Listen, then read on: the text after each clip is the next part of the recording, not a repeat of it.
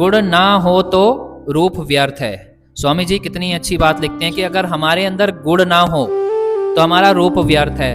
मतलब अगर हम चाहे जितना भी सुंदर रहें, कितने भी अगर हम चमकदार बन जाएं, कितने भी अगर हम स्मार्ट बन जाएं, अगर हमारे अंदर कोई गुण ना हो तो हमारा स्मार्ट कहलाना लायक नहीं है। होश ना हो तो जोश व्यर्थ है। अगर हमारे अंदर होश नहीं है तो हम जोश का कोई भी फायदा, अगर हमारे अंदर होश नहीं है तो हम जोश का किसी भी प्रकार से उपयोग नहीं कर सकते। किस प्रकार से हम जोश में चले तो जाते हैं, गलत डिसीजन ले लेते हैं, गलत बयान दे देते हैं, कुछ भी हम जोश में कर देते हैं। अगर हम होश से काम नहीं करेंगे तो जोश भी व्यर्थ है। और स्वामी जी कहते हैं विनम्रता ना हो तो विद्या व्यर्थ है। अगर हमारे अंदर विनम्रता ना हो, अगर हम कहीं पे भी पहुंच जाएं और अपने आप को ज्ञानी दिखाने लगें और हम कहने लगे कि जी मैं ज्ञानवान, मैं ज्ञानी, तो हमारी विद्या व्यर्थ है। एक जो विद्यावान होता है उसके अंदर विनम्रता की बहुत बड़ी शक्ति होती है और सहन शक्ति होती है।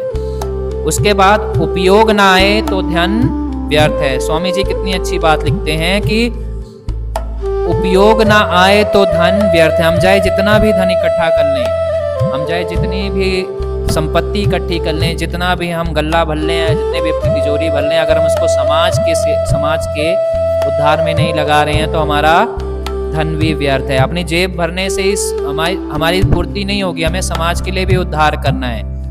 भूख ना हो तो भोजन व्यर्थ है।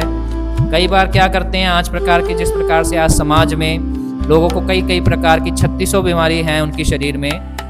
ओवर ईटिंग और भूख और बेभूख के अगर हम खा लेते हैं तो हमारे शरीर में भिन्न प्रकार के रोग उत्पन्न हो जाते हैं। तो स्वामी जी कहते हैं कि अगर भूख भी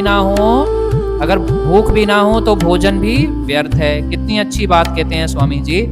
अगर साहस ना हो तो हथियार व्यर्थ है।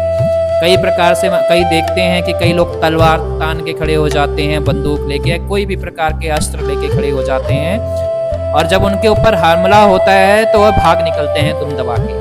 तो स्वामी जी कहते हैं कि अगर आपके हाथ में हथियार भी पकड़ा दिया जाए या कोई भी शस्त्र पकड़ा दिया जाए, अगर आपके अंदर साहस नहीं है तो आपका हथियार भी फेल है। तो परोपकार ना करने वाला हो तो जीवन व्यर्थ है।